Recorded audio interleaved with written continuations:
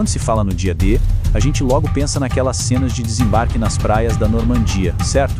Uma mistura de caos e coragem. Mas a verdade é que a vitória naquele 6 de junho de 1944 foi construída muito antes. Ela foi o resultado de uma das maiores, se não a maior, obra-prima de estratégia e engano da história. Hoje, a gente vai mergulhar nos bastidores e entender como essa guerra foi vencida antes mesmo de um único soldado botar o pé na areia. Ok, vamos pensar nisto.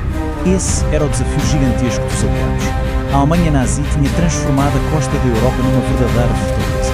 Então a questão não era só de força bruta, era preciso ser muito, mas muito mais extremo. Como é que se consegue surpreender um inimigo que sabe que uma invasão está a chegar, só não sabe onde nem quando? O nosso roteiro de hoje vai ser este. Primeiro, vamos entender o tamanho do obstáculo que era a Fortaleza Europa.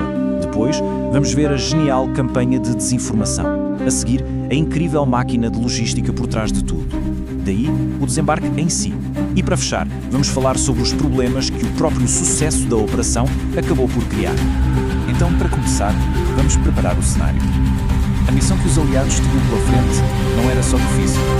Para muitos, era simplesmente impossível.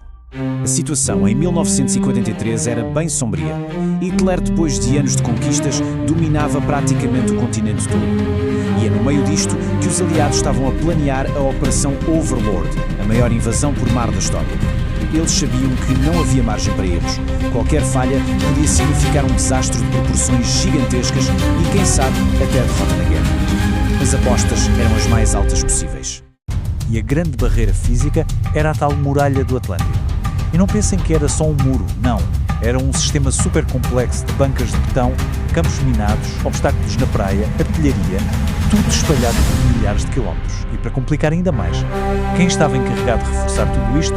Ninguém menos que Erwin Rommel, a raposa do deserto, um dos generais mais brilhantes da Alemanha. A ideia dele era simples, transformar qualquer tentativa de desembarque num verdadeiro banho de sangue. Ok, então ficou claro. Ir de frente na força bruta provavelmente não iria dar certo contra a muralha do Atlântico. A saída, enganação. É aqui que a gente começa a ver como a guerra foi vencida antes mesmo da primeira batalha. O cérebro por trás de toda essa farsa tinha um nome: Operação Bodyguard. E o nome, guarda-costas, é perfeito, não é? Pensem assim. A verdade, o local e a data reais da invasão era tão valiosa que precisava de um guarda-costas de mentiras para a proteger. A meta era deixar o comando alemão tão confuso, mas tão confuso, que na hora H, quando a invasão de verdade começasse, eles simplesmente ficassem paralisados de incerteza. Dentro da Bodyguard havia duas mentiras principais.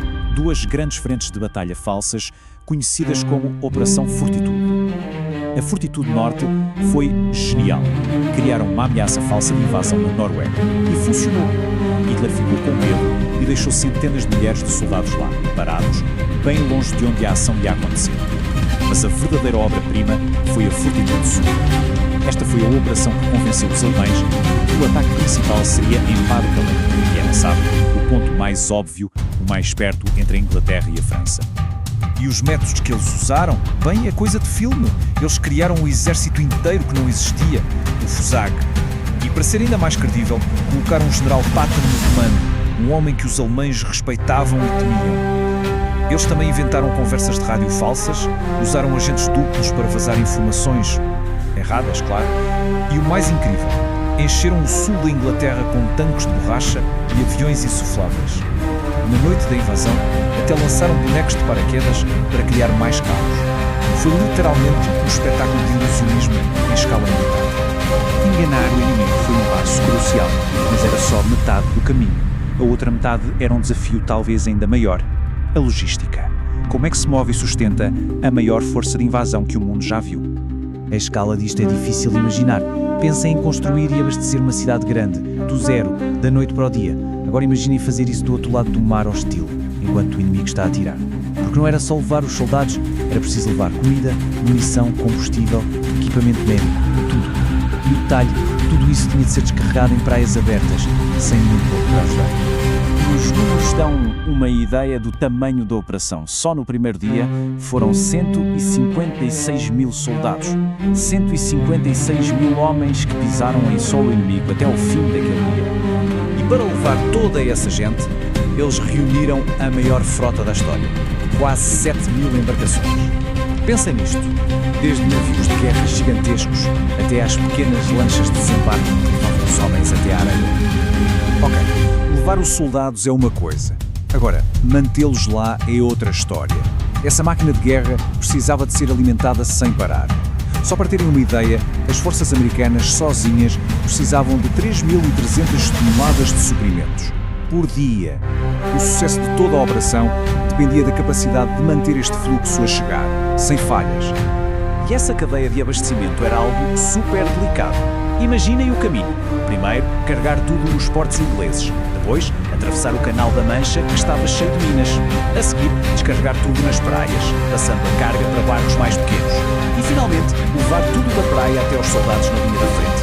Qualquer problema num destes passos e tudo parava. Pois bem, a farsa estava montada, a máquina logística estava a postos. Chegou a hora da verdade. O momento em que todo o planeamento meticuloso encontra a realidade brutal e caótica do combate. E a operação desenrolou-se numa sequência quase coreografada. Começou ainda de madrugada, no escuro, com paraquedistas a cair atrás das linhas inimigas para tomar ponto-chave. Depois, ao amanhecer, vem um bombardeamento naval maciço. E só então as ondas de desembarque. Era uma ação a abrir caminho para a próxima, num ataque esmagador, em múltiplas frentes. A frente de invasão foi dividida em 5 praias, cada uma com um codinome. Os americanos atacaram em Utah e Omaha, a oeste, enquanto as forças britânicas e canadianas desembarcaram em Gold, Juno e Sword, a leste. O objetivo era tomar cada praia e depois juntar tudo, formando uma única grande área controlada na costa da França.